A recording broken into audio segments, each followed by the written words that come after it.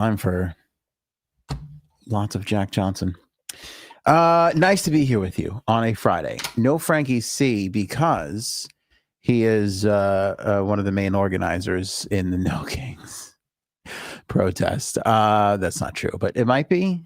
I'm not 100% sure. Who is bankrolling the No Kings protests? We will talk about that. Third topic. Second topic. Can't believe we're talking about this. George Santos is a free man. After being sentenced to 7 or 8 years or something, 87, whatever the hell it was, and he's out. And speaking of out, Prince Andrew losing his titles, he had to forfeit them today. I'll tell you why that's pissing me off. Finally, Peace Deal might be in a little bit of trouble. Matt LeBlanc's cholesterol feels like it's in a lot of bit of trouble. And we got another headlines only, the Bezos prediction. I'll share with you what Jeff Bezos thinks about the future, because he invented Amazon, so he must know what he's talking about. All that and more, my friends. That is a Friday night podcast.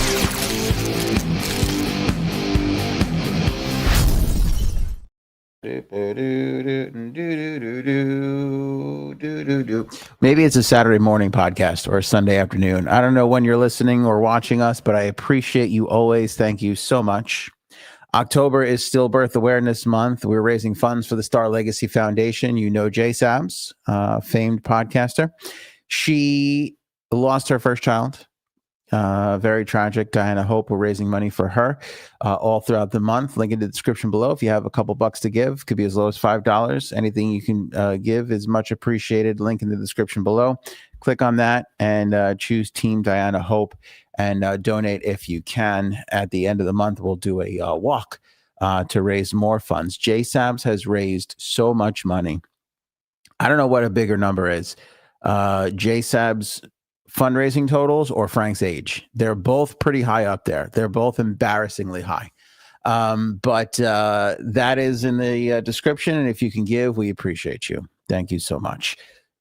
Let's get into this episode's lovely topics. Prince Andrew, what a dick. What a dick. It was announced today by Buckingham Palace that Prince Andrew will be giving up his royal title. By the way, that's not the prince part. He gets to keep that. He's giving up Duke of York, which I don't necessarily love. But this is all because Virginia Giuffre has a book coming out, a book that she wrote with, she has a co-author. They finished the book before her tragic passing, before she took her own life. And they started putting out like little excerpts from the book. And there was 3 excerpts that came out on Thursday of this week. And in light of that, Buckingham Palace put out a statement basically saying, the Prince Andrew continues to be a distraction. And in light of, all right, I'll read you the exact quote. I don't know why I'm paraphrasing here. In discussion with this is a quote. In discussion with the king and my immediate and wider family, we have concluded the continued accusations about me distract from the work His Majesty and the royal family are doing. I have decided, as I always have, to put my duty to my family and my country first. I stand by my decision 5 years ago to stand back from public life. As I have said previously, I vigorously deny the accusations against me. And that's the basics of the statement. What a dick. This guy is such a dick. He's the top 5 worst people we've ever had in humanity. Maybe that's a little big. 10, 20, top 20 worst people. Again, Epstein, like Hitler, that's a very 5 people, like the worst people, and he was best friends with like one of them. So, and took part and helped one of the worst people we've ever seen in society do the worst things ever. And he's out here talking like, I'm going to sacrifice again, even though I'm not guilty at all here. But I don't want to stop my brother from doing it. Like, fuck you, dude. Fuck you. You're out here acting like, aren't I great? Fuck, Buckingham Palace is so good. As soon as that hit the screen, I knew I had to stop talking. Cuckingham Palace. Thank you, Paul, for making that a super chat too, by the way. Cuckingham Palace can fuck all the way off. Oh, that chef's kiss, my friend. Chef's kiss. Paul is out to an early lead for comment of the episode. That's going to be a big one. We're going to come back at the end and crown one winner of comment of the episode. That's the one to beat right now. That's going to make it tough. That's a good one. Yay for Paul. Good for you, my friend. Cuckingham Palace can F all the way off is really good. I appreciate you using F and not the full word. That's going to help us with the clips later. So thank you for that, my friend. By the way, the AOA interns clipped all the Kim Kardashian fake, down there hair stuff. We got it. We got algorithm flagged.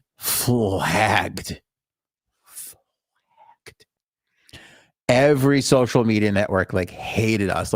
All of those clips and the 3 clips we put out after, non-related to that, all got nothing. I mean, tanked in views. And I think a couple of them shot up after that, but we got beaten. We got algorithm beaten. Paul's out to an early 1-0 lead. Good for Paul. Thank you, Paul. Appreciate that so much. Yeah, the I'm doing everybody a favor. Look at what a great guy I am because I'm moving aside from my brother. Seriously, dude. Seriously. And I'll tell you what, and this might be controversial, but I think Prince Andrew does deserve a title. And I'm okay with him dropping Duke of York for the pedophile. I think Prince Andrew should have a title. If it's not Duke of York, it should be the pedophile. Prince Andrew, the pedophile, that's a title he should have. I would like to start a hashtag. Prince Andrew needs his title. Hashtag give Andrew the title. Give Andrew the title back. Hashtag give Andrew the title back. We swap it out. Forget Duke of York. Let him have a title. Let it be the pedophile. Prince Andrew, the pedophile. That should be a shirt. That should definitely be a shirt.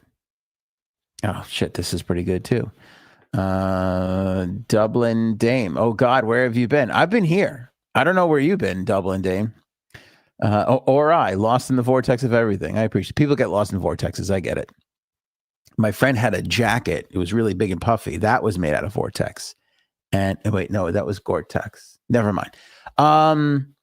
P.S. Duke of Pork. I like Duke of Pork, too. I like Duke of Pork. That's pretty good. Cuck of York. It's not bad. It's pretty good. It's not beating Cuckingham Palace for me right now, but it's good. It's really, really good. Yeah, I like it a lot. So Prince Andrew the pedophile is the new title the royal title that I'm going to give him. Out here acting like he's so fucking fantastic because he's sacrificing himself for the crown and his country. I'm putting my country first. Well, where was your sense of humanity? Why didn't you put that first? Why didn't you put being a decent human being in front of your desire to be a huge pile of shit, you fuckface? Anyway, Virginia Giuffre, I mean, we got to kind of mention this. I don't know. I'll be honest with you. I have the excerpts here. I only read one of them. I can't. Do you want to hear all of them? Can we quick poll right now? Do we need to hear all of the things? I feel bad. I kind of feel like there's times where the show goes where nobody else goes. And I don't want to have you guys come here and then have to go somewhere else for the information, But at the other hand, this is tough stuff. Nobody's Girl, a memoir of surviving abuse and fighting for justice, is Virginia Giuffre's book. I'm not entirely sure when exactly it comes out. I would imagine pretty soon, but excerpts are being published. And about Prince Andrew, Virginia wrote, "He was friendly enough, but still entitled, as if he believed having sex with me was his birthright." As in the fashion she became famous, Giuffre refused to shy away from any uncomfortable moments and shocking details in her alleged abuse, which tormented her throughout her life. The book is co-written by author and journalist Amy Wallace. It was completed before Virginia's death in April.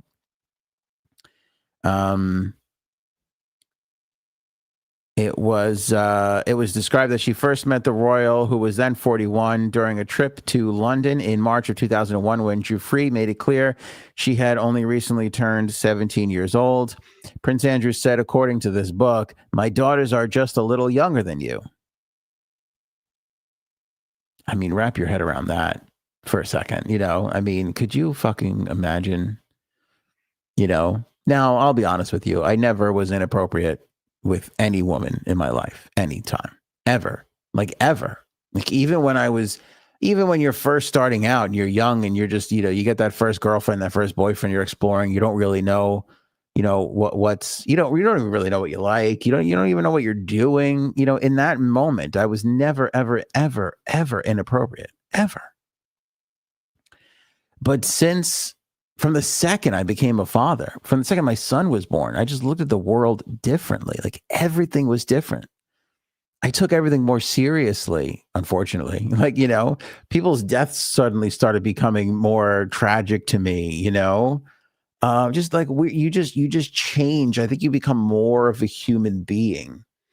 Again, I become more protective of people. I don't know if I'm describing this right way, but just everything changes, and you start to think to yourself, all right, I'll give you, for instance, I hooked up with this girl one time, and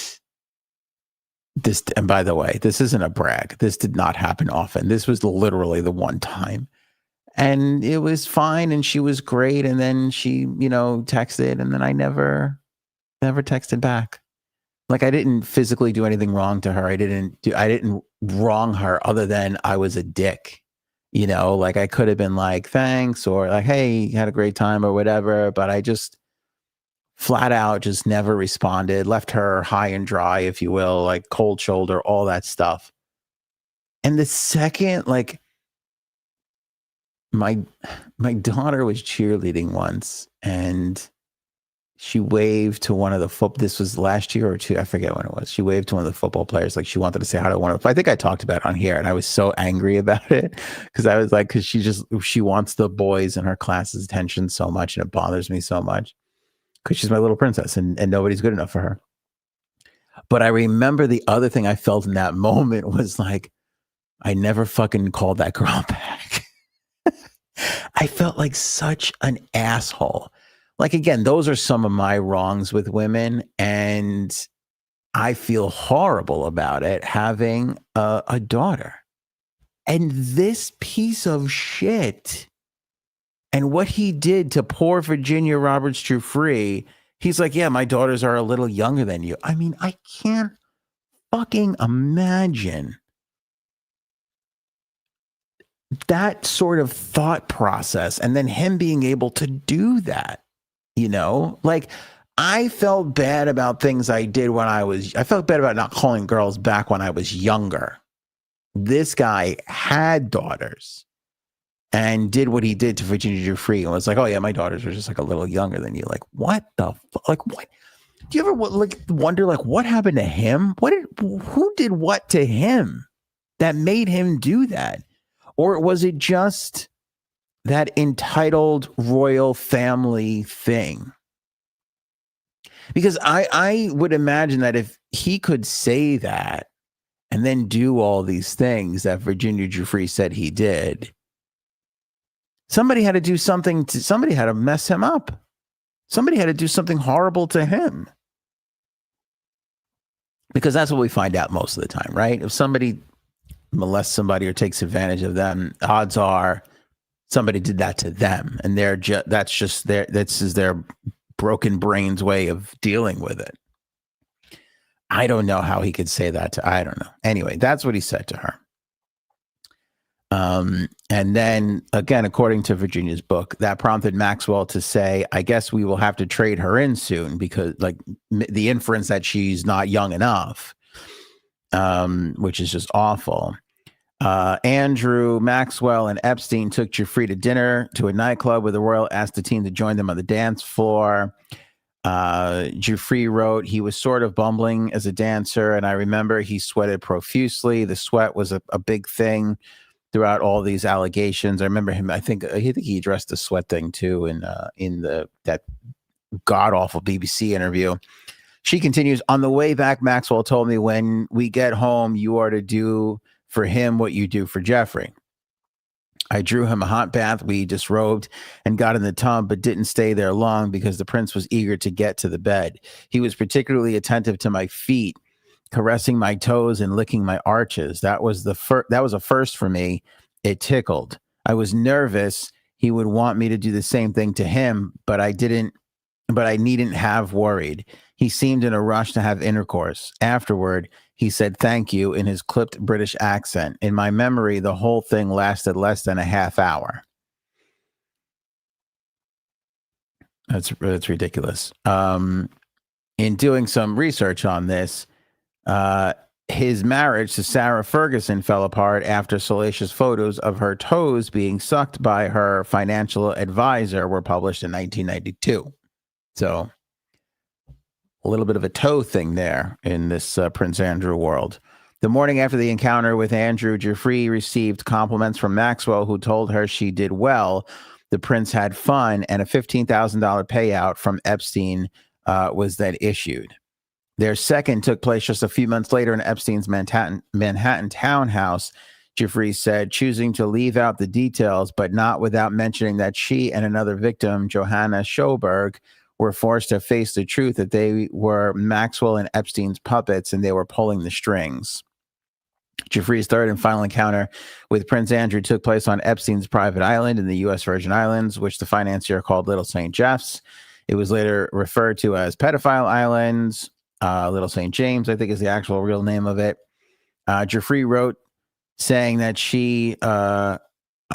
Virginia Giuffre wrote, I also know that it was not just the two of us this time. It was an orgy. Approximately 8 other girls were there and also had sex with Epstein and Prince Andrew. In sworn testimony in 2015, Giuffre noted that she was around 18 at the time. In her book, Giuffre admits that she might have still been a minor because she is uncertain of the date and the traumatizing sexual encounter the date the traumatizing sexual encounter allegedly occurred. Boy, I can empathize with that a lot more now because I can't remember shit and no bad things happened to me other than being a Mets fan. That's basically the worst of it. But everything just mishmash together. And nothing bad happened to me like what happened to her. So just super unfortunate here with Virginia Giuffre, and that's what has come out already, and that's what prompted the royals to put out a statement through Buckingham, or as me and my pal Paul like to say, Cockingham Palace. The weird thing to me, though, is there's a thing in debate and in politics and even podcasting or whatever, like rejecting the premise of a question. Like somebody asks you a question and you don't want to admit to something, you just reject the premise of the question. By answering the question, you validate the accusation or allegation in the question. By giving up his title after he's already pulled himself back from public life, you're essentially just doing what I don't understand why. I can't understand why he would even make the statement today. Is there thought that if he gives up the title, it'll be good enough to calm everybody down? Because it shouldn't be. The mere fact that he's poked his head up to release a statement after he's already said he's going to give up his public life is a sign that he's guilty as fuck. And you gave up, you said you were going to just give up your time in public life. Then do it. Then be gone. Don't put out a statement and be like, oh, and by the way, I'm also going to give up my oh, there's new stuff. Hey, I'm back, everybody, to tell you what a great person I am and how I put my country first, and I'm going to give up my title now. Fuck you. Again, answering the new allegations or the revisited allegations because there's a book just tells me further that you're guilty. and that you feel guilt over this, besides the fact that you settled and paid her off. I mean, that it's also part of it. He should be behind bars. He should be in jail. This is another sign that he should be in jail. The email that he sent to Epstein, which we talked about last episode, which was a new thing that we just discovered, that this book, he should be in prison, and the people of England should not rest until he's there. I don't know what they're doing over there besides making a king's breakfast and providing muffins for the rest of the world, which is, I appreciate. It's not bad. We all love a good English muffin, but let's take a pause and focus our energy on putting this motherfucker behind bars, because that's where he belongs. Fuck you and I'm giving up public life to live in a 31-room mansion. Fuck you, and I'm giving up my title because I don't want to distract from what my brother is. You should be getting viciously beaten and abused in the worst prison that we have on the planet on a daily basis for what you did. And nobody in England should rest until that is a thing. I'm going to credit the people of the United States of America for a second. We have not given up on the release Epstein files thing. It is still a thing. I mean, I saw that poor girl who got elected in Arizona. Is it Arizona, wherever it is? She's the 218th signature, and we still have a government shut. Like, all this stuff is happening, and nobody has really taken their eyes off the prize. We literally got peace in the Middle East. I mean, or at least the most peace in the Middle East that we've ever had. We've got the Israelis and Palestinians to stop fighting for 5 fucking minutes. And God bless the people of this country that were like, oh, that's awesome. By the way, where are those Epstein files? I mean, we're not giving up, which I fucking love so much. But the people in England got to pick it up a little bit. You know what I'm saying? They've got to get with it a little bit, because they need to just lay on that pressure every single day. Every time William or King Charles are in front of a microphone, it should be asked, why isn't Andrew behind bars? Every single time. Keep going until they finally feel like he's got to go to jail, because we literally can't get anything done. If you thought throwing us a bone by giving up a fucking title would be the thing that would satisfy everybody, so we stopped asking the questions, the people of England need to show him he and the king and the palace, they thought wrong. That's what needs to be done in England. Hello, McFly. Hello, Uncle Ben, cousin Ben. What's the king? What's the clock? Ben, Big Ben, Uncle Ben. Where did I get Uncle Ben from? It doesn't make any sense then. I don't know why I thought, but the point is, English people, get with it. Take a break from making the muffins for a second. We appreciate it. I love it with a little butter and jam. It's fucking delightful. I'm sorry, not jam. Spread, as my friend Megan tells me. It should be used. Take a break and put this motherfucker behind bars. Because he's right. I mean, I think he's miserable in that 31-room mansion by himself. I do think he is suffering, but he's not suffering enough for me. And he shouldn't be suffering enough for the people of England. He should be behind bars. What were we talking about the other day when, was it Frank or somebody in the comments? Somebody said I can't remember if I was, it doesn't matter. But this idea of when King Charles passes and William takes over, will that be the thing they'll be like, hey, you got to, which I've never rooted for anybody's death. It's not entirely true. That's a lie. Let's just take that back. I can't even say that's not entirely true. I've rooted for athletes to die. One athlete left my hockey team and went to go play for the Toronto Maple Leafs. I wish that guy death all the time.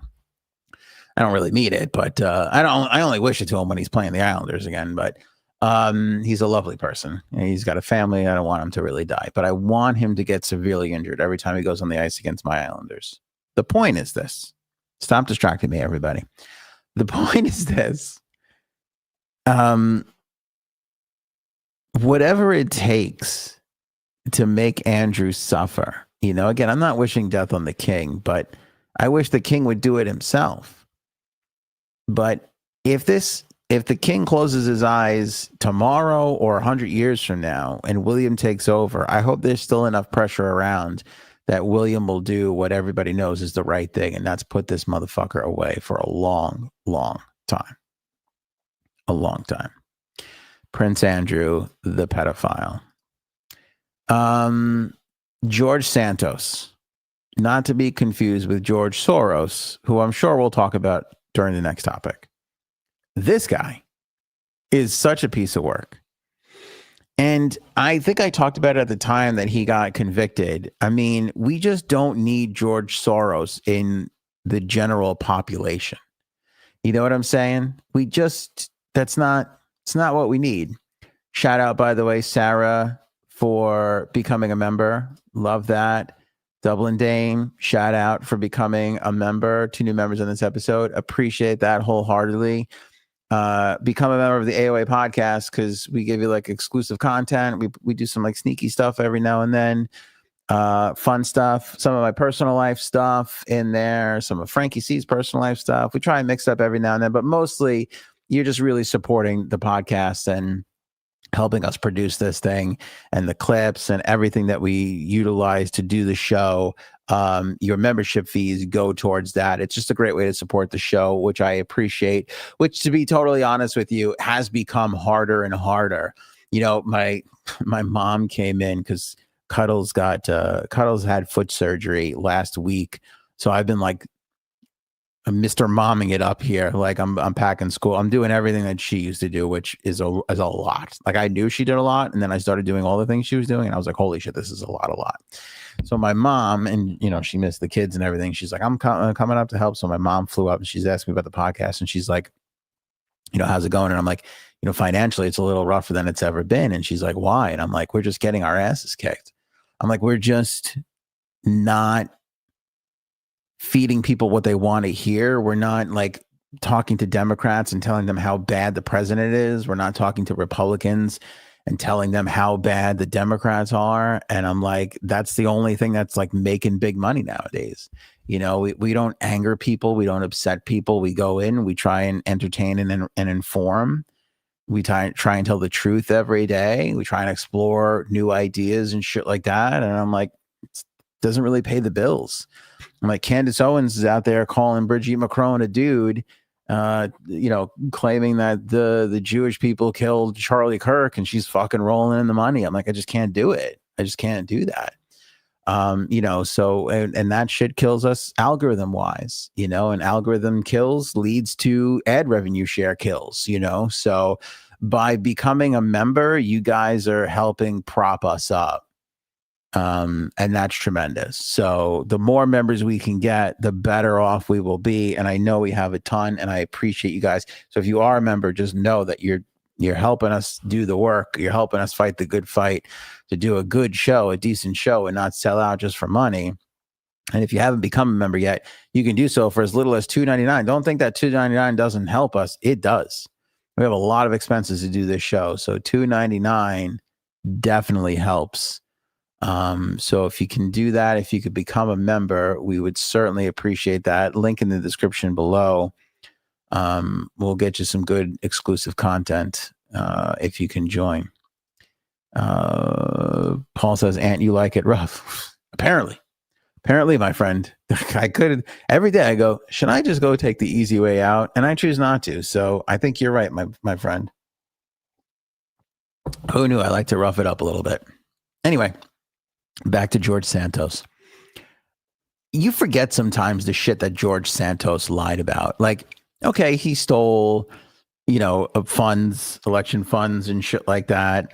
By the way, he pled guilty to federal wire fraud as part of that whole thing.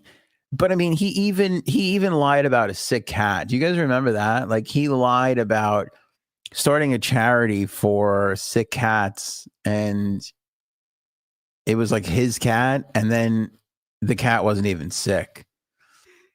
Like, just how you get there. Like, we're going to start a charity for sick cats, or just my sick cat. Oh, actually, the cat's not even sick at all. Like, I mean, this guy is just fucking disturbed and weird. Like, he's just a pathological liar. And he begged Donald Trump to get him off the hook, as basically everybody does. I mean, down to the Tiger King guy, you know? I mean, like, everybody just thinks like, oh, maybe you can get the daughter, one of the Real Housewives ex-husbands, the Italian guy, he got kicked out of the country. And then his daughter was like, hey, Trump, can you bring my dad? I mean, just like everybody, the Chrisley, they're all just like, and to be fair, and by the way, the Little Housewife girl, she got in such shit for it. I forget what the controversy was. I don't even give a fuck. But everybody was just piling on her for, you know, I forget what it was. There was some big tragedy happening at the time that probably nobody else remembers either. And, you know, like it works. You just kiss his ass and say nice enough things, and God knows what else you have to do. And he just goes, yeah, okay. Oh, I know that guy from TV. Like, yeah, sure. Yeah, we'll get him out of prison. The Chrisleys should not be out of prison. Those guys, just for their accents and attitude alone, they should be behind bars for the rest of their lives. Fucking hate that Chrisley guy. Just because of his face. I don't know what it is. I just hate his face. Anyway. I feel like the time where he was begging for Trump to bail him out, we were all talking about how ridiculous it was. And I think I might have even said, like, there's no way Trump could do this. It would just be so stupid. Here we are. Friday, October 17th. At the dump time. Remember, if you want to put out something, if there's a news story that you want to bury, you do it Friday at 4:00. Everybody knows this. And that's exactly what Trump did today. He put out a whole thing on Truth Social. And he was like, told George Santos to have a nice life. Like this pathological liar. You know, and this is all, you know, the whole thing, again, it wasn't just a couple of days ago. I was giving Trump all the credit in the world for executing this peace deal, which I still give him credit for. You know, that's not to say that he can't ever not do anything right again. And this is one thing. It's just like, why are you doing this? How is the United States of America better with George Santos out there? I mean, all right, it might be a little bit more entertaining. Listen, as a podcast host, I don't mind it. George Santos does really stupid shit, gives me material. It's not that bad. As a citizen, I'm a little annoyed. Yeah, I prefer him not to be out here. It just doesn't make any sense. You know, it doesn't make any sense. Trump on Truth Social said George Santos was somewhat of a rogue, but there are many rogues throughout our country that aren't forced to serve 7 years in prison. I started to think about George when the subject of Democrat Senator Richard Dick Blumenthal came up. I don't know. As everyone remembers, Denang stated for almost 20 years that he was a proud Vietnam veteran, having endured the worst of the war, watching the wounded and the dead as he raced up the hills and blah, blah, blah, blah, blah, blah. He was a great hero. Would leak to anyone who would listen, and then it happened. He was a complete and total fraud. He never went to Vietnam. He never saw Vietnam. He never experienced the battles there or anywhere else. His war hero status and even minimal service in our military was totally, completely made up. This is far worse than what George Santos did, and at least Santos had the courage and conviction and intelligence to always vote Republican. This is real. I mean, come on. Listen, I'm not talking about Trump's presidency from a whole, but my Republican friends, you have to admit, this is fucking ridiculous. It's fucking ridiculous. I mean, you have to really, come on. This is ridiculous. We can let the criminals out because they vote Republican. Remember when I said, and I've said this a bunch, people are lost. A lot of people are lost. They're they're unhappy with life. They're ingrained in this right versus left thing that it's not real. You know what I mean? Like, it's not real. I know it feels real because it's all over social media and it's how our cable news networks are. It's like so easy to fall into that trap, but I reject the premise of the question. It's really not real. There are more things as Americans. There are more that bind us than drive us apart. When you just feel like it's right versus left, you're falling for the trap of all the people who can benefit from the right fighting the left. That's why I remain a proud independent and refuse to take part in those conversations any longer. I mean, look, there's going to be times where issues are going to flare up between those two sides, and you got to choose which way you want to go when you go into the voting booth. That's I'm not talking about that. I'm just talking about, oh, well, they did this, so then we have to do that. And that mentality, this mentality, exactly what the president is talking about. Well, their guy made some shit up, so now I can release this guy because he always votes Republican. Like, this is not, one literally has nothing to do with the other,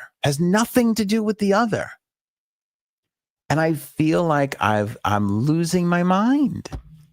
I feel like I really do a lot of days feel like I'm alone on this fucking island. This unpopular, non-money making island. I wish I could just come in here and be like, yeah, fuck those Democrats. Good for Bush. Good for Trump and George. We're free. And then just cash my little, checks. I'd probably get Turning Point USA or Daily Wire or somebody to come in here and throw some money at me. It would be fucking great. It would be great, but I can't do it. This is fucking stupid. And if you're a Republican and you can't admit that, then I can't help you. Then turn off my clips. Don't subscribe. Go away. I feel like somebody's got to give you guys a shot of the truth here. Somebody has to make sense,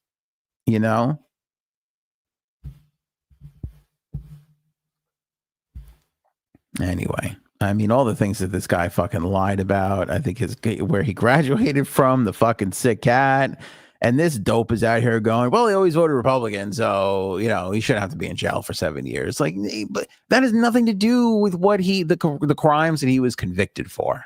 Nothing to do with it. Doesn't have anything to do with it. Now, listen, I talked about Letitia James earlier in the week. Letitia James, she should spend the rest of her time behind bars. I don't give a shit. Put her in fucking jail. When you enter that world of politics, that's a different thing. When you're in there mixing it up and you're in that world, if you take a shot at somebody and you miss and they get a chance to take a shot at you, you get what you deserve. But us everyday average Americans, we're not in that. That ain't us. We're not doing that. We're being affected by it, but we're not doing it. So now George Santos gets to go free because some person, I don't even fucking remember, made up some shit and had a lie a bunch of years ago. And that's the only thing that this president needed to let George Santos. Did you really need to let George Santos go? It doesn't make any sense. Is he doing it to troll people? Like, is he doing it so that it'll upset the Democrats? Probably. And that is what it is. I'm not upset. I'm just like, it's stupid. Enough already.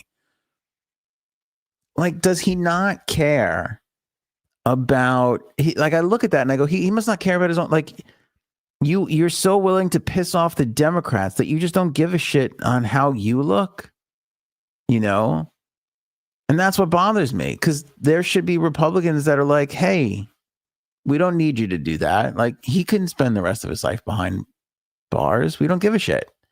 Like, how nice would that be to be like, hey, we don't care, fuck them.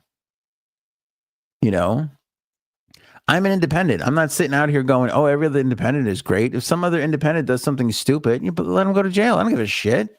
What do I care? I don't care. Well, it doesn't make any sense. We need a DeLorean to go back in time, dude.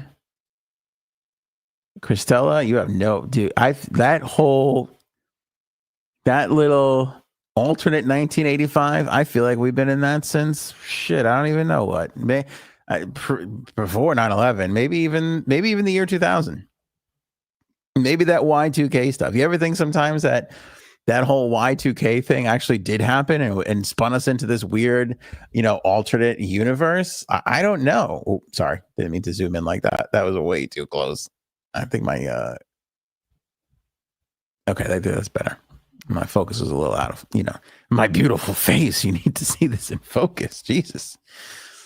Gonna get notes back at the end of the show. Actually, the show got worse when you put yourself into focus. We like you slightly out of focus when we can't see just how fucking ugly you are. That helps views. That's gonna be the feedback I'm gonna get from people. Trump gives zero fucks. He's on drugs and a psycho. This isn't Trump delirium syndrome, whatever they call that. Trump derangement syndrome. His hair was a little fucked up this week. He looked like he was having a rough week, didn't he? Didn't he look like he was having a little bit of a rough week? I feel like his hair was fucked up a lot. I honestly think the stress from the peace deal might be like wearing on him a little bit. We'll go back to the Kings thing. Let's go right into the peace deal, because this is stressful. And this is, when they were approaching all of this, I said, and so did everybody else. It's not an original thought from me, but this is not one side versus the other, the Palestinians versus the Israelis. There's 40,000 different sides. There's so much wrong that was done by all of those sides. And that's why nobody's been able to crack this thing yet. I mean, I give the guy credit for going after it and for getting as far as he's gotten. I think the president deserves credit for that. But there's a reason why people didn't touch it. It wasn't because they were stupid or they were dumb. I think they just thought this is a no-win. And I don't think any other president wanted to use their political capital towards that, because that's what most presidents face.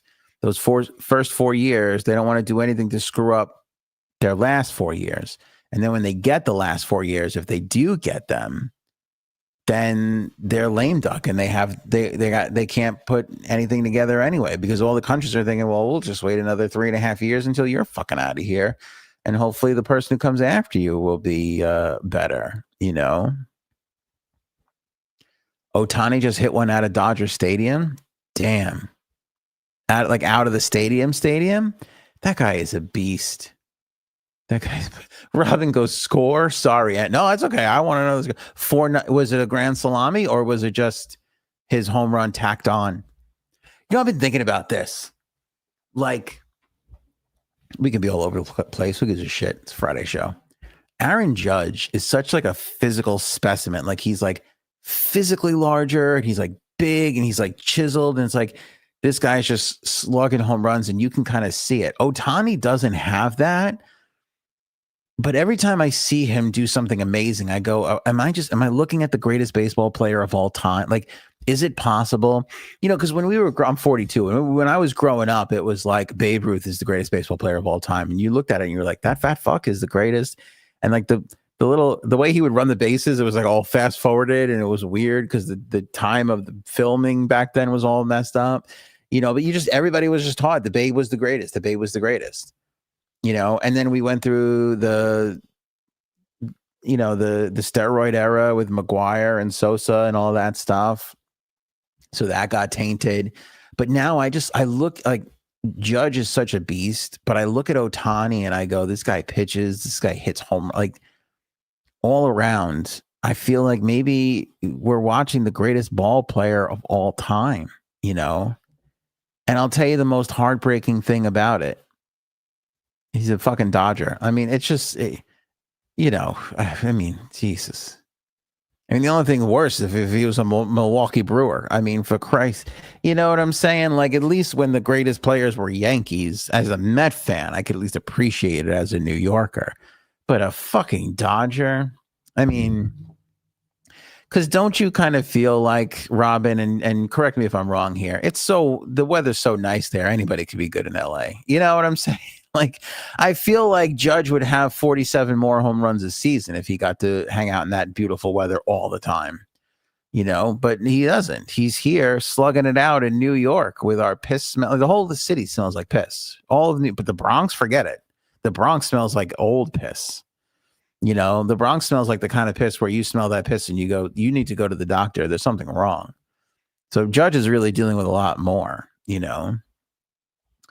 Robin, you've been a Dodger fan since 1977. Damn. Is that because in Idaho you don't have your own baseball team over there? Is that why? I forget where Robin's from. Montana? I don't know. Somewhere where they have a lot of animals. If you've seen Robin's Discord channel, it's great. It's better than National Geographic. And I guess it's just the more deer and exotic animals, the less baseball time. He just goes, yup. It's regular Idaho. Now, isn't that where Field of Dreams is? Do you live near the Field of Dreams place? Or where was that? Because there's something so romantic about just cutting a baseball field out of corn, just cutting down that cornfield or potato field or whatever it was, whatever he did in Field of Dreams. I forget. But I like the whole, if you build it, it will come. Which is true, because I think I saw a bird feeder back there in your yard, Robin, and I know you put that together, and there's lots of good bird pictures and shit. So, Iowa? Is it Iowa or Idaho?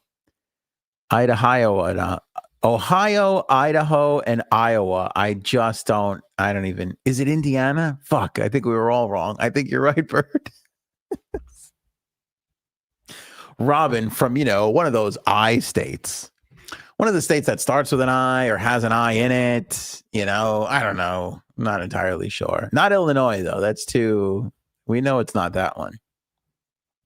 Don't you think we should rename Illinois Chicago? I mean, don't you forget that that's Illinois after a while? Name another place in Illinois. I'll give it. Name another place in Illinois besides Chicago. Name another place. Name another. It feels like we got it right with New York. The city's New York, yes, and the state's New York, yes. Makes sense. Feels weird at first, but then it makes sense. When you say Chicago is in Illinois, people are kind of like, what the fuck? What's going on over there? Oh, sorry. Hope that didn't make a lot of noise. It's all potato country out here. I'm not going to lie to you. I can go for a fucking potato. Do you think, let me ask everybody a serious question. Do you think that Robin gets like the best baked potatoes? Like, do you think if we went to Idaho, where he lives, and you went to like the local state fair or the street carnival or whatever, and they're just like plucking potatoes right off of the potato tree? Is it a plant? Do you yank a potato out of the ground? They're just getting potatoes right off the vine and start frying it up or baking it up and get that sour cream and bacon on there. You think it's better? Because like you're not getting a better pizza than in New York. It's just not happening. And I'm looking at you, Connecticut. You can go fuck yourself right next to Prince Andrew. Give me a fucking break. Dave Portnoy can go fuck himself too. I don't give a shit. They overly sauce their pie, then they burn it. Fuck you. That ain't Connecticut style. That's bullshit. Okay? You can go fuck yourselves. You're not getting a better Philly cheesesteak anywhere else outside of Philadelphia. I don't care. I've been to New York. We're like, this is better than Philadelphia. No, it's not. No, it's not. And I'll take the worst place in Philly over the best place anywhere else. You think the potatoes are the same thing where Robin lives? I think so. He goes, we eat them like apples. Nominated, my friend. That'll be in contention for comment of the episode when we get to the end. Idaho. I think that's how you spell it. But I feel like when I say Idaho, it's too Iowa, Idaho. Should I bring in more Iowa into it? Am I not representing Iowa enough? Wait, I have to go back to Bird's comment because I forgot already where he's really from. Is it Indiana? Somebody work on combining those 4 states for me if you can. Put that into ChatGPT and see what it comes up with. By the way, that's why the episode was late coming out today, because I was too busy talking dirty to ChatGPT.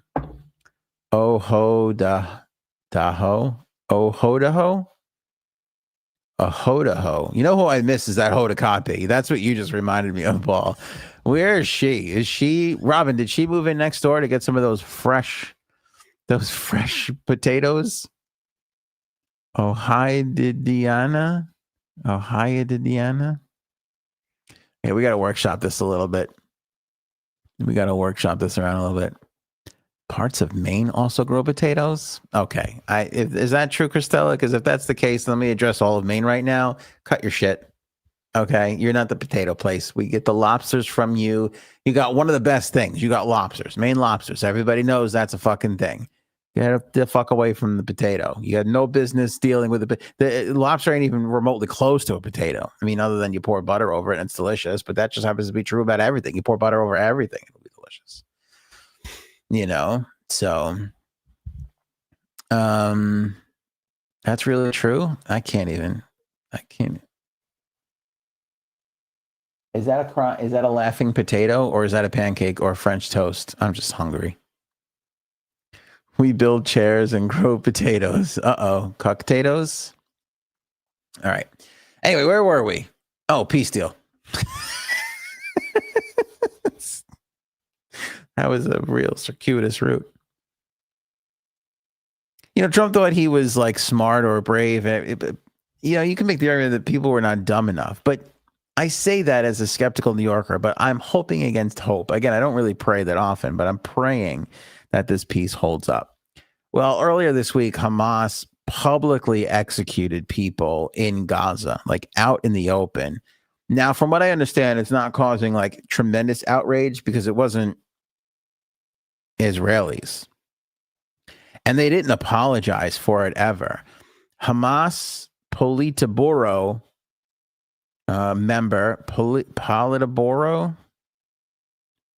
Do we have any Polita burritos? Because I would love with the Polita Gallo on top. All right, anyway. Hamas Politburo member Mohammed Nizal told Reuters that exceptional measures had to be taken when it carried out public killings in Gaza on Monday, which drew widespread criticism for their extreme violence. He claimed that those executions were criminals guilty of murder. So Hamas just publicly executed people because they were guilty of murder. Like, they just don't get it. And it's like when you hear Hamas agreed to the peace deal, and it's great that they let go some of the hostages. Supposedly Netanyahu is still upset because he believes that they do have the dead hostages and that they're not releasing them.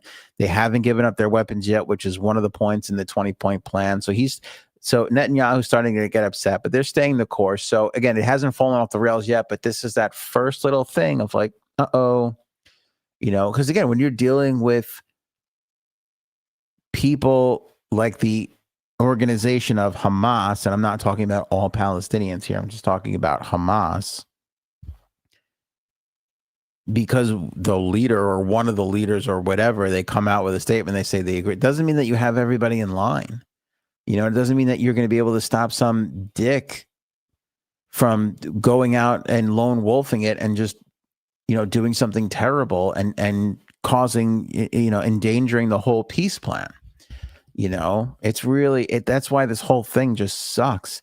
And Nizal is out there like totally unapologetic, like, well, they were guilty of murder. What, it's like we're asking people to stop being who they are, and that's what makes it so tough. Because that's what Hamas is. Like, oh, you're guilty of murder, public execution. It's like in civilized society, you put those people on trial in front of a jury of their peers. Like that. Not saying that we're perfect, but trying people with a judge in front of the jury of their peers is essentially the best system we have as humans. Forget Americans. We're not the only people that do that. Lots of countries do that. So it's like, that's the best way to do it. Not just publicly executing them because, you think they did it, so this is the first little like, in the peace deal. And I mention it not because I want to add fuel to the fire, but just because it's like, it happened, Now, again, if they were executing, Jewish people, then it would have been a million times worse. But the fact that these were, I don't even know, Palestinians, I guess they were from Gaza. They just did it. And they're just so unapologetic about it. Obviously you wish it didn't happen, and obviously you wish it to stop. But the thing that is more alarming is they agreed to the peace plan and the hostages and all that stuff. And part of that was disarming themselves. They got to give up the weapons. You know, be a lot easier to not kill people if they didn't have the weapons to do it. So, again, I don't know the full timeline of the whole deal, but I'm hoping that they get that put together sooner than later and that this all gets figured out and continues to go down the same old path. You know what's weird about the war in Ukraine? You know, because there's you know, again, now that Trump did the peace plan, everybody's trying to like get him to go and focus on that. He's said a bunch of stuff about Putin as of late. The Ukrainian leader there, Zelensky, you know, he's basically saying that he doesn't know if they're going to actually ever get to a peace, but he wants to, and all that stuff. This is the strangest war from a sense of nobody ever advanced. Right? I mean, I know there's some troops on the ground. I know there's some occupation of some territory. But for the most part, this is a war that people are just launching weapons and there's no attempt. Like wars used to be, we launch an attack, we take an area, we take a city, we do whatever. The goal was get to the capital, take out the leader, free the people, or take over the country, or whatever it was. Like that used to be the way that war was. Like those were war basics. You know, how do you stop a country, or how do you take over a country? You get the capital. You get the capital of the country, you get rid of the leader, and that's really it. There's been no attempts to do that in this war between Russia and Ukraine on either side. Isn't that weird? Doesn't that strike anybody as odd? You know, you hear, oh, they launched an attack on this thing, and they blew up this building, and they took out people in this city, and it's all this like weird, tragic stuff, but none of it seems to be organized or driven or with a goal to eliminate the enemy. They just bomb shit. I'm sorry, like wars have to have purpose. They have to have plans. It just seems like they wake up and they go, how many bombs do we have? Let's send them over here, I guess. I don't, you know, anybody else have any other better ideas of what you want to do today? It feels like they're just making enough to send out that day. And then they wait till they have more to make. Feels like one of those weird means nothing phone games that we had 15 years ago. You're like, I got to put the thing together and build it. And then I got to, you know, to get this, and then I could do that. And then you're like, all the games are all stupid. I got to like farm the land so I can feed the cattle, so I can get the milk, so I could, you know, and then after a while you're like, why am I doing this? Kind of feels like the Ukraine-Russia war is a weird 90s phone game that there's no point to it. You play it for a little while. Like, what was the one on Facebook? Farmland, or what was the farm? Remember that shit? And you were just like, oh, everybody was so addicted. And then like 3 months passed and we were all like, oh, this is stupid. Big deal. I'm the greatest farmer in Ohio. And I just realized that, you know, I really don't have friends. That's kind of what happened. What was it? Farmville. Thank you, Uncle B. Farmville. Uncle B, what were we supposed to talk about? Movies. Oh, The Brutalist. No. We got to wait. We got to wait on The Brutalist till Frank and Aaron C. come back, which is next week, by the way. They'll be back next week if they survive the No Kings protest. All right. Speaking of which, I want to talk No Kings, and I want to get everybody's opinion in the live chat on this.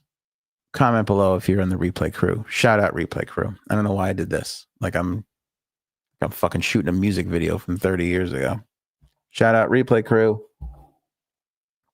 Stupid 40-year-old white guy. I should never be able to do this. I mean, maybe I can get away with, all right, peace and love, but this never. Unless I'm doing the Batusi, even then it's still all embarrassing. The No Kings protest. Again, I talked about this, like becoming an adult and becoming a father. I feel like things are changing for me. Like I used to never have, what are those things called? What do you call it when you, feelings and emotions. That's right. I never had feelings and emotions. Now all of a sudden I have feelings and emotions. It's hindering the podcast hosting ability.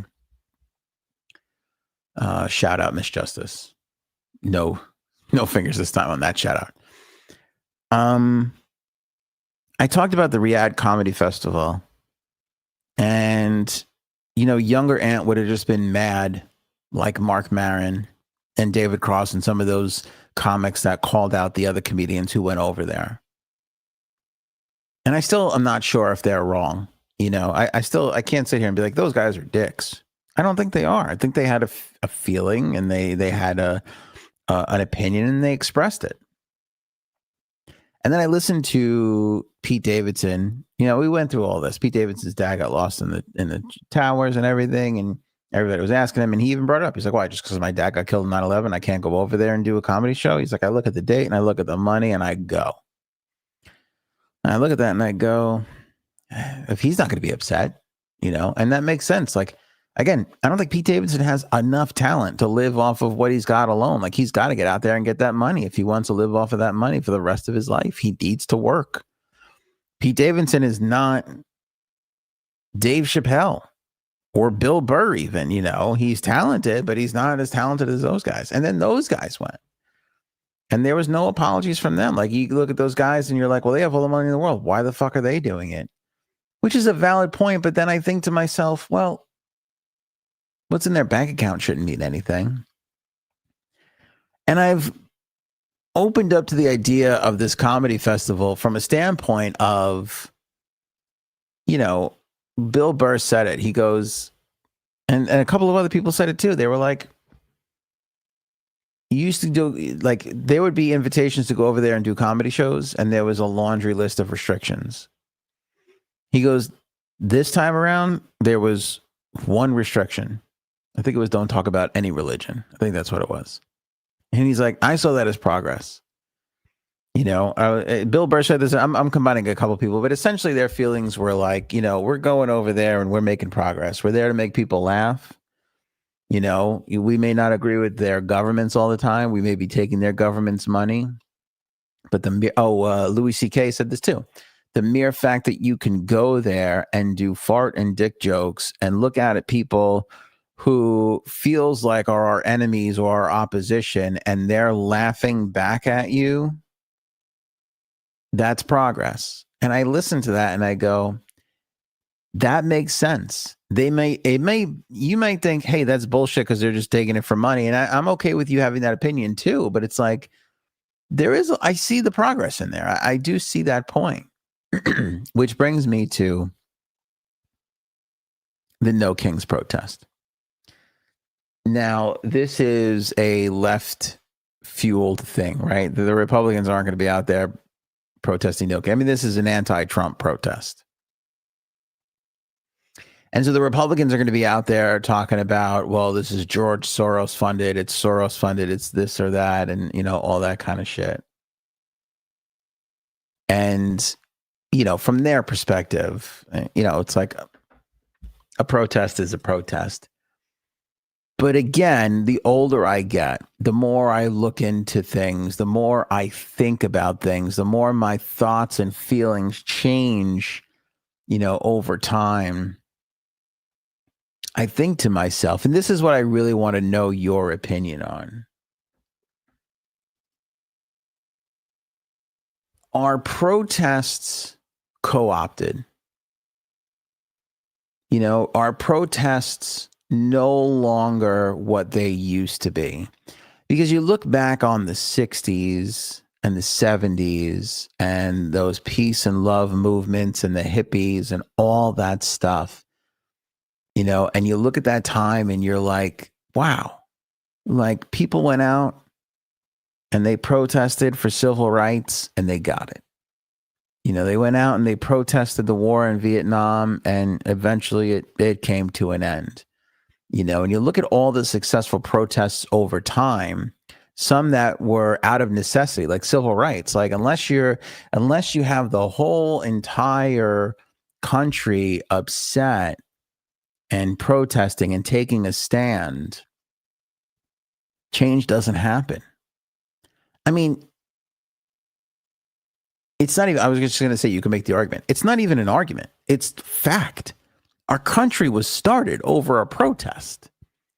This whole country is based off of, fuck you. I'm not paying that. I don't like what you're doing. I mean, I'm not paying that as a bad example. The country is based off of fuck you, I'm not doing what you want. This is not how I want to do it. This is how we want to do it. And we went out and we made our own thing. Literally from the Revolutionary War up until the 70s, protesting was the tool. It was what we had. Us sticking together and being like, fuck that, I'm not taking this shit. That was our thing. And it was effective. And it was better than violent way. And again, the Revolutionary War, that turned into violence. Sometimes you got to fight your way out of these things. But the best way is to just peacefully say, fuck you, I ain't doing it. You know? And it was fantastic. And you grow up learning about these things in school and you're like, hell yeah. America's at its greatest when we're like, we're not going to take that. We're not going to do it like that. We're going to take it to the streets. We're going to take it to the streets until everybody comes and sees it our way. I love a protest. I love the history of our country and what it used protests for. How could you not love that? But I look at things now from a context of, I don't want to get involved in your right versus left argument. That's not real. It's not real. Again, there's more things that we agree on than we disagree on. Yes, the right and the left don't agree. Yes, we've never really agreed as a country. Forget Democrat versus Republican. With any issue, there's always been a divide and a split. And we fought and argued and voted and protested and all that stuff. And that's all the mishmash that makes us great. But these protests, are they genuine? Are they real? Like really real? Like not if you've been watching MSNBC for the last year and being like, of course, what is this guy talking? I'm not talking about. Like, you got to get out of that bubble. You got to get out of that bubble. You got to look at this in terms of reality and what's really happening. Like, are these protests real? I'm not doubting that people don't like President Trump. I'm not doubting that people disagree with his policies and his outlook. But is this tainted because billionaires who don't like the current president are just funding these protests? And if you hate Donald Trump and you're like, this guy has lost his fucking mind, what is Ant talking about? I want you to think about it this way. There was a time when we didn't have a Republican president, when we had a Democrat president, and right-wing billionaires didn't like what he was doing, and they were funding methods to discount him. The Koch brothers. Like, you look at everything the Koch brothers did. It's why it's like I hate when people would go into, well, it's like that's Koch brothers. That's coming right from the Koch brothers. That's coming right from the Koch brothers. You don't really believe that shit. So it's like, if you disagreed with the Koch brothers,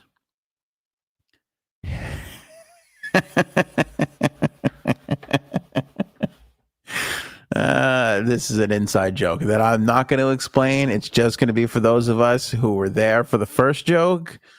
And that was just beautifully, very well timed, nominated. Bird, nominated for comment of the episode. Robin gets it. Mercury gets it. That was really well timed. No, but I get you. I'm with you. I know Ant's talking crazy again, but play along with me here. Follow me for a second. If you disagreed with the Koch brothers, which by the way I did, like those fucking guys. The biggest thing about the Koch brothers talked all this shit about climate change and all bull. They did all this fucking shit, and then one of those old cocksuckers before he was going to die was like, oh man, I was wrong about a lot of stuff. I didn't need to make this much money. It's like, yeah, no shit, asshole. I forget which one of them like wrote a book or something about, or like or did interview. I forget what it was, but he was just basically like, oh, I was really wrong about all that stuff. Like I was just really and it's like, thank you, Robin. They funded the Tea Party. Like the Koch brothers did all sorts of shitty stuff. Are we just on the opposite side of that? And again, keep in mind, I love a protest. I love it. If you don't like what Donald Trump is doing, protest. Do it. Do it, man. If you don't like the ICE stuff, go ahead. But I can't help but wonder if, like, one of the most purest forms of being an American that we have, the protest, has been co-opted, has been tainted, Because if you think about it, I mean, even in cancel culture, right? It's like somebody does something wrong. It's like, well, boycott them, boycott that company, boycott Bud Light, boycott this thing, boycott Disney, boycott that. And it's just like, enough already. Like, can I have my Bud Light and watch Jimmy Kimmel and be left the fuck alone? You know what I'm saying? Like, can't we just we can't just be boycotting and protesting everything. We would have nobody would buy anything. Nobody would buy anything.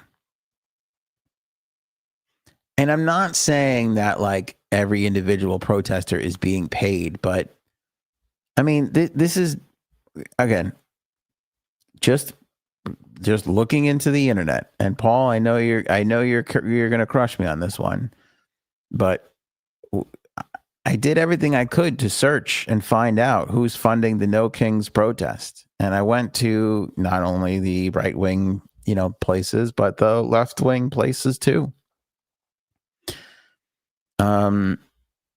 Organizations are funding the protest. I mean, the protest here, the protest has let me put it up on the screen so everybody can really see it. The No Kings protest has a website. Okay. Now your old pal Ant, on top of being a podcast genius and incredibly good looking, am I right, Bert? On top of being really, really pretty at the moment, oh, what the fuck? No. Oh, wait, see, I think I made it did .com and not .org. That's where I went. Yep, I did it. I did .com and not .org. All right, be patient with me, people. I may be making it a super intelligent point right now, but my dumb fingers can't type. All right, let's put this up on the big screen. This is the No Kings. This is the protest website. So again, my point is I do podcasts. I know how to help people. Other people do podcasts. I know how to help people with their marketing. Like I know how to make websites for people. Like, again, when you want to be a podcast and a radio personality, like these are all the traits I just had to learn. This is a beautiful website. Like, gorgeous. This is gorgeous. Bird's so handsome. Oh my God, what the fuck? Stay with me. I know I'm taking a long time to make a point. And you could definitely disagree with me and you could definitely challenge me, but stay with me. Follow me. Let's pretend like I'm making a lot of good sense here. This website is gorgeous. It's beautiful. I feel like we should put our website up so you can see what a shitty website looks like. Like, here's a website that takes like a few, $100, $1,000, whatever. I don't know how much we're spending on our site. But this site is expensive. Like, I want you to look at it. Like, the graphics are impressive. This map with all the dots on it is a really incredibly complex tool that had to cost a lot of money to put together, where it'll show you all what's happening in each one of the, this is what you need to do to find the No Kings protest in your area. You could go on this map and see. We've got live streams. Look at the graphics. There's guides. There's, articles, there's FAQs, this is not, guys, this is not an accident. And I'm not trying to put this down. I'm not up here like a Republican going, don't believe anything these people say because they have a pretty website. I'm not saying that. I'm just saying what used to be so organic is now this, a well-organized, well-funded thing. And just because George Soros is behind it right now doesn't make it bad. That's why I bring up the Koch brothers. They did the same exact stuff. And they got a lot of people to go along with them. And I never went along with anything that the Koch brothers did because I just don't fucking believe anything that they said, because I know they were just out to make money for themselves. And they were the worst, sickest people because they couldn't even stop. And the proof that was in the pudding was when one of those son of a bitches was on his fucking deathbed. He wrote a book basically saying, "Why I really had that one wrong. I really fucked up that whole thing."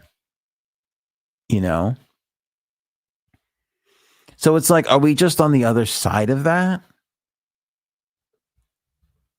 You know, and Paul says, sorry, and it's not 1970. It's not a bad comment, because it's like, is this just what it is now because it's now? You know, like if we had the technology and the internet and where we were, would this be what the protests would have looked like in the 1970s? Am I romanticizing those old protests because they didn't have the internet? Maybe. Yeah, Paul, it's not a bad point. Maybe I am, you know, but I'm not like, I'm just trying to think about this. Like, I haven't really formed like an opinion on, again, because I feel like if you don't like the current administration, take it to the fucking streets. Do it. Do it. Protest, you know, absolutely protest. When Doxia says, but Aunt, you kind of are. Like, I kind of am romanticizing the old. Is that what you mean, when Doxia? How dare you compare the evil that the Koch brothers have done to what the left has done, protesting the uprising of our rights as American citizens?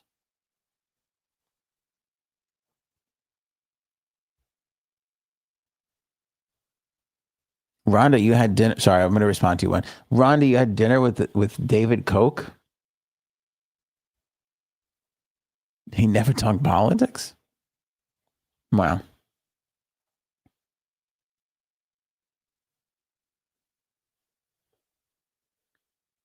You were kind of up there putting it down like a Republican and talking. No, see, this is but I'm not a Republican. So you got to think of it like, I'm looking at this from the perspective of, are you trying to scam me into your scam?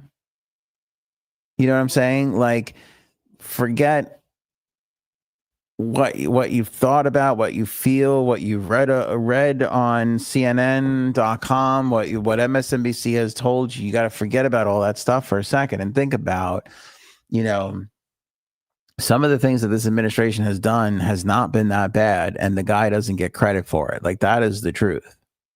You know, again, it's easy to point to the peace deal because it's like unanimously, like, he got that one right. I mean, he may not finish it. There may not be peace there after all, but he got it right. And a lot of people don't give him the credit for that, you know. Are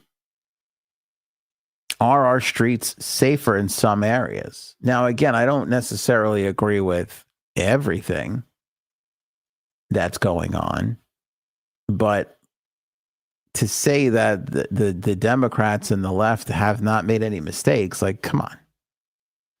Just the other day, we were talking about they don't want ICE agents to wear masks. Like, why are you trying to harm people that are just doing their job? You may not agree with the job that they're doing, but they're doing their jobs.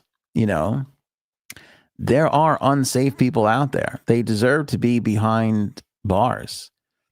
We live in New York, which has a lot of tolerance. There's every day there goes by, forget the illegal immigrant part of it. Every day goes by where violent criminals are let back out on the streets because of policies, because of liberal policies. Like, that's real. Doesn't matter who they are. White, black, Asian, Latino, illegal, not illegal, you commit a crime in New York, and there's a fairly good chance you'll be out then, pretty soon. There are plenty. You can't throw a dart at a calendar and not hit a day where there's a story in a paper about a violent criminal who conducted a violent act and had a horrific criminal record behind him, who should not have been out on the streets. So let's not pretend like anybody is like free and clear here. And so getting back to my original point of like, this website is really well put together. This map is incredibly well organized, and like something this size doesn't just happen by accident. It's coordinated. Now, in all of our wisdom and everything that we could find, these protests are being organized by several foundations and unions along with grassroots donations. So yeah, there are average everyday people that are contributing to the No Kings protest. There's also unions that are contributing to the No Kings protests, right? The ACLU is part of a coalition of organizations in the protests, right? The 501 movement, sorry if I'm not saying that right, is part of this. Labor unions, the American Federation of Teachers, and the Service Employees International Union are among the organizers of this event. But also Open Society Foundations, which is a philanthropic organization funded by George Soros. A multi-million-dollar grant from the foundation to the organization has been reported by several outlets, and they are part of the people that are, contributing. Does that taint this for you? Home of the Brave. This group associated with Trump critic George Conway announced a $1 million ad campaign to promote the rallies. Does this co-opt it and take away from it and put it just in that right versus left thing? Or is this just what's necessary to organize any sort of protest of this stature? Am I romanticizing the old protests? Because again, Taint Nothing's pretty good. Second nomination for Paul. Taint Nothing. I like that one. That's a good one.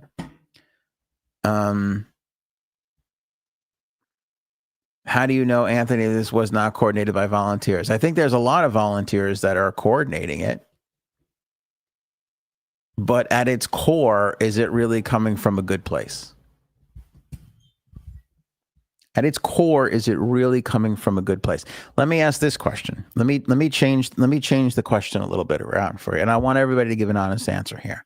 There's two parts to this question. Are you going to the protests? Are you taking part in the protest? Be honest. And if you're not going, do you wish you were? Because I'm going to be honest with you. I'm not happy with everything this administration has done. Let me say that again. I'm not happy with everything this administration does. I think this administration does a lot of really stupid things. Pardoning George Santos is one of the really stupid things. That's just fucking stupid. There's some of the things that this president has done that I don't mind and I actually like. Yeah, there are some. I mean, the peace plan. I'm using the easiest examples on both sides to make myself look better. That being said, I don't know if, when there was civil rights protests, those were one of those moments where the more that bound us together stood out. Whatever side of the political aisle you were on, people during the civil rights protests were like, this is wrong and it needs to be fixed. It It did, in some cases, align with political parties, but it was bigger than the political parties. Do you know what I'm saying? Like, we need to have civil rights. That was bigger than any dispute amongst politics. It rose above that. I don't know if we're in that place right now. Because although you have a lot of people who don't like the current president and the administration, what they're doing, you still do have a lot of people that do. And I don't know if this is progress just because it's being funded entirely by one side. This isn't civil rights. I mean, do you guys disagree with that? It's not civil rights. I understand people feel like it's part of civil rights with illegal immigration and people, getting just pulled off of the streets and thrown into vans. I get that that's an element of it. And Paul, I disagree with you. I disagree with this. Most of the country did not want civil rights. I disagree with that. I think there was a good amount of the country that didn't want it. I think that that's what people were protesting against. I think that there were some political people that were more on the side of not having civil rights than that were on the side of it. But that's what I'm saying. The people rose above that and we got civil rights. We got it. We did it. When women didn't have the right to vote, right? Women, like it rose above. It got to the point where the politicians couldn't ignore it anymore and they had to do something. I don't know if No Kings is that. I don't know if No Kings is that.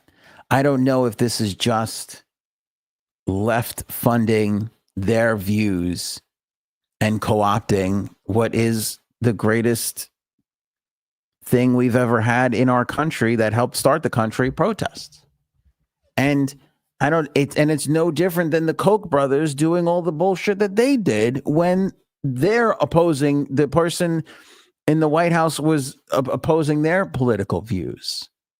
So I can't sit here and kill the Koch brothers and not be like a little skeptical about George Soros and what he's doing with this thing. And again, I asked the question. I see some answers. I want to bring it back to my question. Are you going? Are you going to the No Kings protest? I mean, are you really going? Because if you say you're going, I'm going to ask you for photographic evidence of it later on. You know what I'm saying? Robin says he's going. All right, Robin, hold on. Hold on. Robin says he's going. This is important. This is definitely important. Oh, what happened here? Holy shit. The whole system is breaking down. Oh my God. Look at this whole thing. We ruined the goddamn. Okay, here we go. Robin says he's going. Robin, we're going to go back to the map and we're going to find the closest protest to you in Idaho. Okay, so that you don't have to struggle to find it on your own.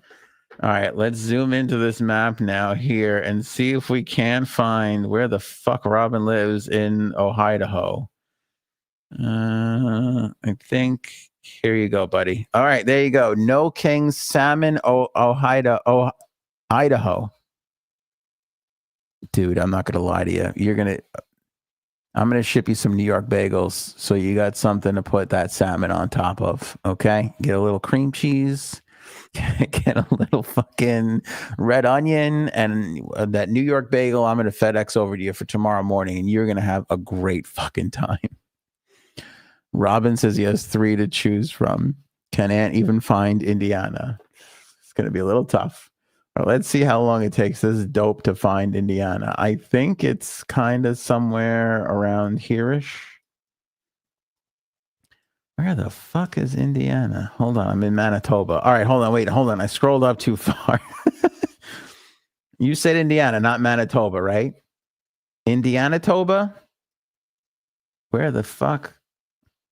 Hold on. Oh, Jesus, I'm in Haiti. All right, the whole thing is, where do they stick Indiana?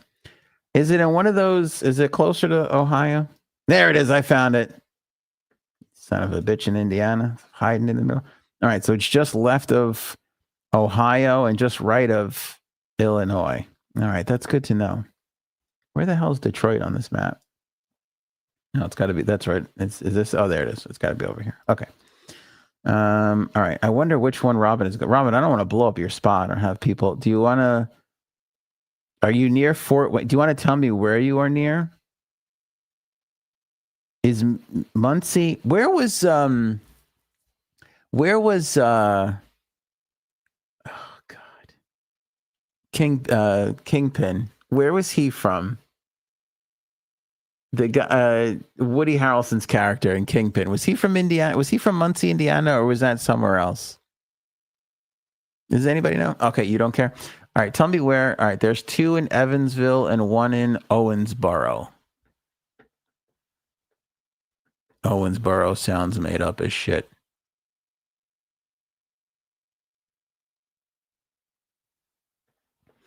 Oh my God, look at this. Dublin. Flying our flag in Ireland has been weaponized. Off topic, but yeah, I got to go. Nearly 4 a.m. Oh my gosh, get to bed, Dublin. Thank you. Appreciate you. We'll be here for you can catch the rest of the episode on the replay. Thank you so much for supporting us. Say hello to your fellow Irish people. Did you enjoy all the potato talk earlier? Was that just slightly racist, that joke I just made? Because I know you guys love potatoes. I love them too. I'm not Irish, but I feel like an honorary Irish person when we're talking about a fucking potato. I think that's where Dublin became a member. They're like, this potato talk is pretty good. I'm going to share that around. I'm going to clip a special potato thing just for you, Dublin. If you could put it on your Facebook over there in Ireland, let's see if we can't catch fire and make it all happen. Let me zoom out for a second because now Dublin's got me curious. Are there? Oh, there are. It is in Europe. Interesting. Boy, I made it to Ireland very quick. I know where the fuck that is. There's only one in Dublin. Are you going to No Kings Dublin? In the U.S. Embassy. That tracks. That makes sense. I'm like, where would this shit be in Dublin? The U.S. Embassy makes a lot of sense. The U.S. Embassy makes a lot of sense. Kids start peeling potatoes early in these parts. Okay, hold on. This is, by the way, I think this is the Titanic went down somewhere over here in this area. All right. More importantly, let's get back to Indiana. All right, let's see if we can find Evansville and Ohiosburg. Where is it? Columbus. Where the fuck? Lafayette. Frankfurt. There's a Frankfurt in Indiana? Good Frankfurters over there in Frankfurt, Indiana. I'll tell you what. They got the sauerkraut over there. Warsaw. Wait, did you say Warsaw? To Warsaw. Plymouth. No Kings to the Valpo Resistance? What the fuck does that even mean? All right, help me out here, Robin. Where the hell is wherever you were saying? By Kentucky? Did you say Kentucky? All right, see Kentucky. They got a Frankfurter in Kentucky, too. All right, what the fuck is going on here? Did we just run? Look at this. A Frankfurt in Indiana and a Frankfurt in Kentucky. We just started running out of goddamn names. See, that's a problem when you're expanding too much in the 17 and 1800s. You're just like, what should we call this part of Kentucky? Frankfurt? I don't know. Didn't we name an Indiana place after that? Shit, I wrote it down somewhere. I can't fucking find it. I don't even know. Wait, Brian the Cannon Bannon just made a crazy allegation. I will die if what he just said is true. Oh, no. You made me look, Brian. The map hasn't been. Brian, I thought your comment was the map's been updated to say Gulf of, because if the fucking No Kings map said Gulf of America, then I would have just lost my shit. I would have just lost my absolute shit. That's pretty fucking fun. Okay, Southern Indiana. All right, let's see. I don't know. Is this boring to people? I don't know why playing with a map is so much goddamn fun to me. People will be like, how was the podcast last night? It was boring. The guy just played with a fucking map for 3 hours, but I find this fascinating. Okay. Tell City. Nobody knows how to keep their mouth shut in Tell City. Have you noticed that, Robin? Do you find that to be true? You can't go there and not do anything without people just fucking yapping about it. It's disgusting. As an Italian American, I can't be seen in Tell City. Too many rats. Too many fucking rats. That wasn't bad. It was okay. Corydon. Did you say Owensville before? Corey Owen. Were they just when we were settling Indiana, Robin? You know the history better than I do. Were they just like, I don't know, we'll name this after that guy, and this one we'll name after that guy. Look, there's a spot over here called Mitchell. Look at Mitchell over here. Wrong way. Okay, which way do I gotta go? Help me out. Oh, Evansville. Wait, did you say? Wait, no. I think you said Owensville. All right, let me zoom out a little bit. Am I still in Indiana? Yes, Indiana. Okay. All right, I think I got all of Indiana. Bottom right, bottom left. Where am I going? Is playing with a map form of masturbation? Wait. You should have said mapsturbation. That would have been better.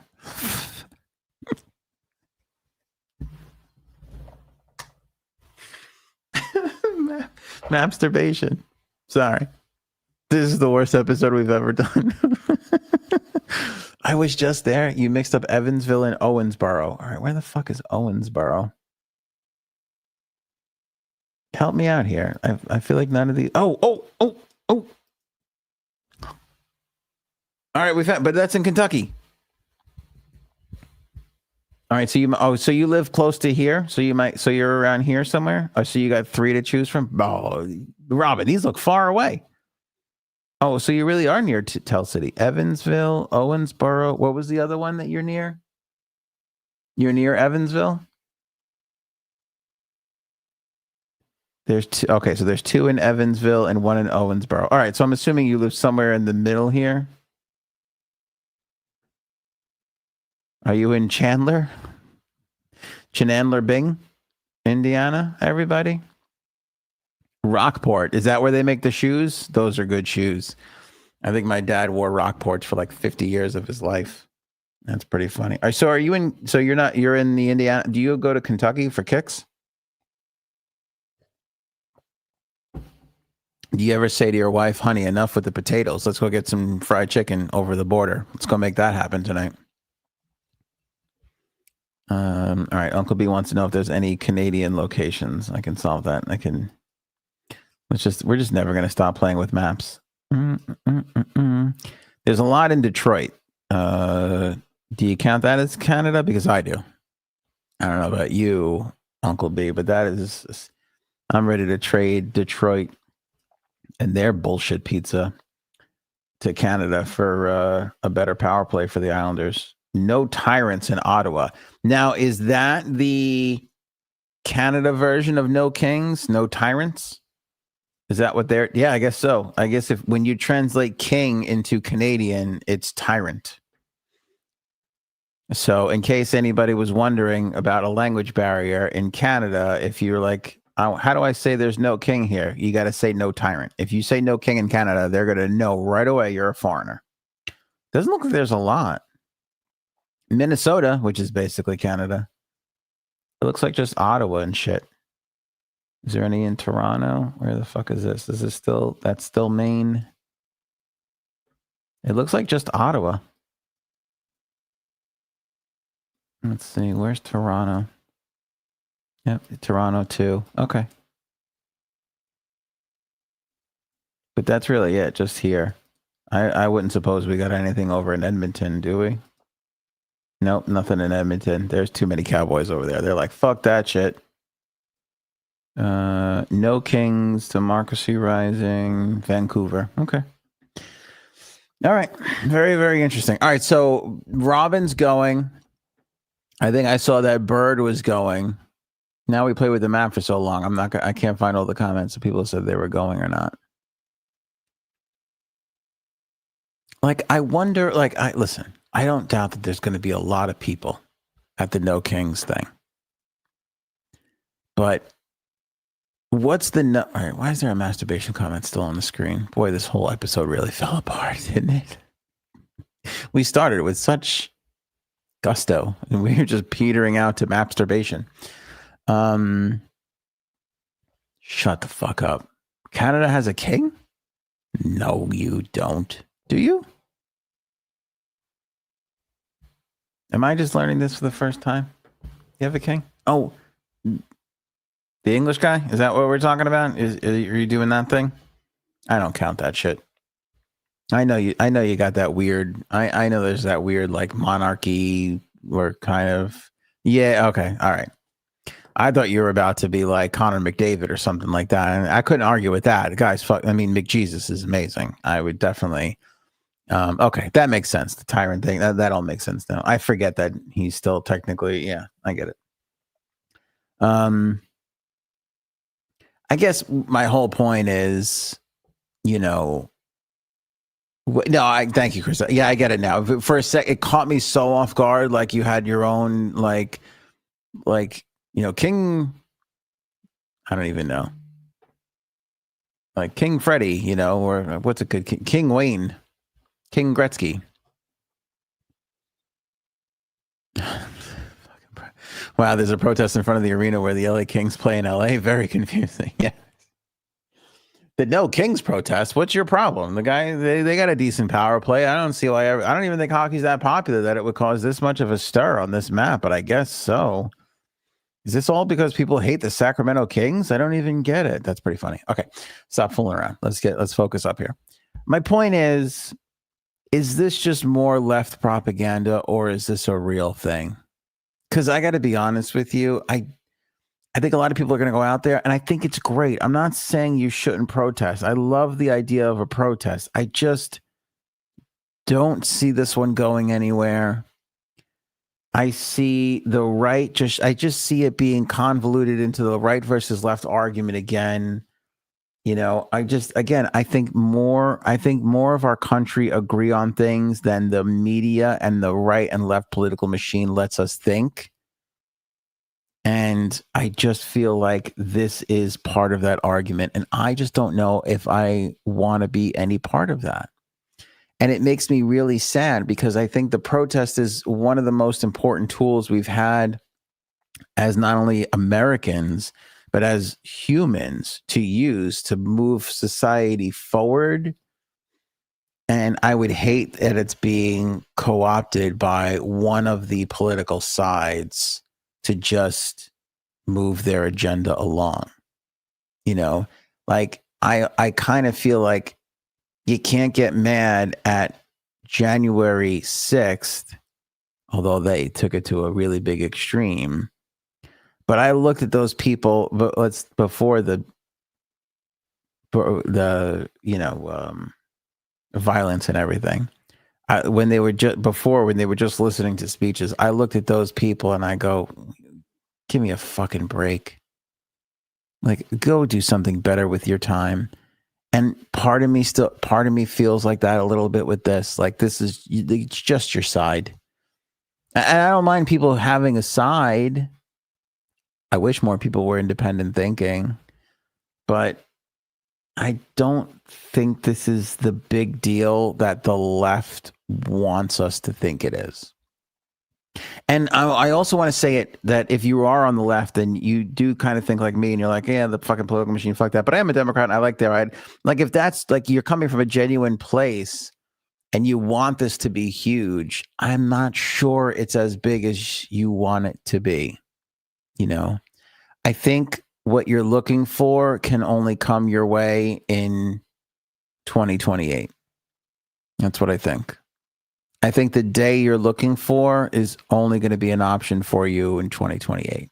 But I don't want to kill your spirit. I'm not saying this to crush your spirit. I'm just saying, as I get older, I'm thinking about the world differently and I'm noticing things differently. And how I wouldn't be out there in a MAGA protest. I'm not going to waste my time on this one either. That doesn't mean what you're doing sucks. I could be an asshole. I'm looking at it from away and I'm just kind of like, yeah, I don't know. I don't know. Especially when it's like, this guy's just, and this is not the only reason. It's all the reasons I said, but it's like, well, this guy's paying for it and who's really going? Like, I miss stuff that I really want to go to. Like, when there's shit that I really want to like stand up and speak out against, like sometimes I can't take a part in that stuff because I got to go to fucking cheerleading practice, as I think most Americans do. Maybe not cheerleading practice. Maybe it's soccer or baseball or football or, dance class or whatever the fuck it is. But it's like, I don't know who's really. Look, I think Bird, I think Robin, you guys know I think the world of you. I think there's going to be a lot of genuine people out there who are genuinely doing what they think is right. That's not what I'm opposed to. I'm opposed to, did this get hijacked from you guys? Am I making that point? Like, does that, if I say it that way, does that make more sense? Because that's what I mean when I say this tool that we had is being co-opted. This great thing is being taken and is maybe not so pure. It's the same way I would have said, I think if you go back to those episodes, I did say, that whole thing that happened on, again, before the violence, that, and I don't, for people who genuinely did not like the results of the election and all that stuff, yeah, like fine. But I look at those crowds and I go, boy, you got to stop drinking the Kool-Aid. And as somebody who agrees with the No Kings thing and doesn't like this administration, there's nothing wrong with you. Do you fear that you're just being sucked into the Kool-Aid? Does that bother you or worry you at all, Robin or Bird? I'd love you to answer that question. I'm not trying to call you guys out, but I want to know how you feel about it. Because you could just be like, maybe there's some bad shit to this, or maybe it's being funded by somebody who just wants their political side to win, but this is how I feel, so I'm going. And that's totally fine. That's totally fine.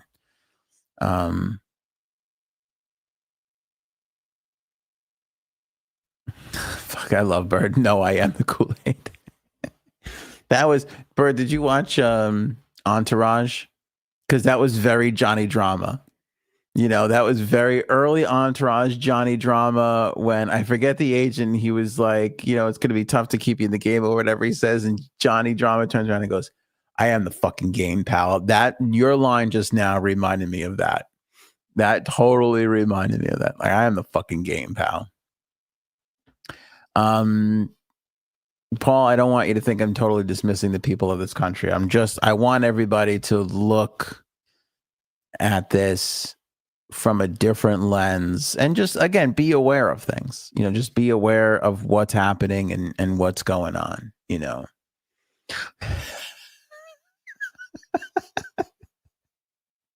Robin writes, no, I'm in charge of the potato salad. I have to go. Comment of the episode. Nominating that for comment of the episode. You can't let the people, if they're expecting potato salad, you cannot let them down. Show me potato salad. You can't let them down, Robin. You got to be, yeah. Now, forget everything I said for the last 45 minutes. If you're in charge of the potato salad, let me just say this. You can't have people outside on a beautiful Saturday eating a lovely cold cut sandwich, right, on some delicious bread without something to nosh on the sides. That's fucking criminal. That's fucking, this isn't communist China. This isn't oppressive Russia. That's the kind of shit they do in those countries. Here in America, we get a nice little potato salad on the side. Maybe it's a macaroni salad. Maybe it's a bag of chips. I don't know what it is, but we're not expecting people out there to have their sandwiches without something to go with it. That we're not savages. We're not fucking savages. Mercury says that's the winner. Are you voting for no, I'm in charge of the potato salad as winner of the comment of the episode? Paul, are you agreeing by pointing to it? Are you forfeiting Cuckingham Palace to go with Robin's in charge of the potato salad as comment of the episode?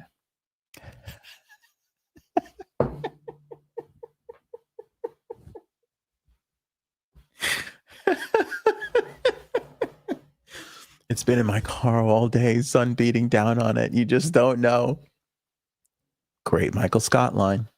Great Michael Scott line. Just a phenomenal one. And look at the like these are like teammates. This is like the team you want to be on, where the two best scorers are just trying to give the other one the MVP. Paul's is better. Look at that. See, that's unselfish. I like that. I like that a lot.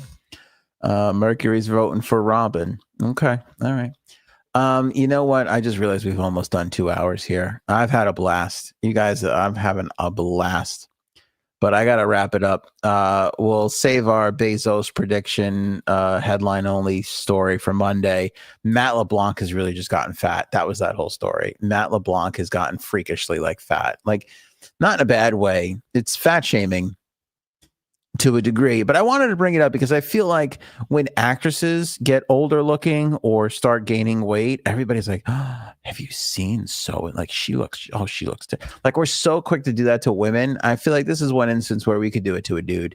Matt LeBlanc just got regular personed, you know, he's like he's just like, I Google Matt LeBlanc today. He's fat as fuck, just up there with your old pal Ant in size, and it's just like he doesn't give a shit. But his face is transformed. It's just he doesn't look like Joey anymore. It's like it's crazy. It is nuts. It is nuts. Free potatoes for the table. All right, we gotta pick comment of the episode. I don't know. I think it comes down to Cuckingham Palace. Well, Robin, you destroyed your own. We eat them like apples. Birds, you're being very handsome right now. Very inside, very well timed. And we had Taint Nothing, which was good. And no, I'm in charge of the potato salad. Fire up some comments here. Which one do you want to win comment of the episode?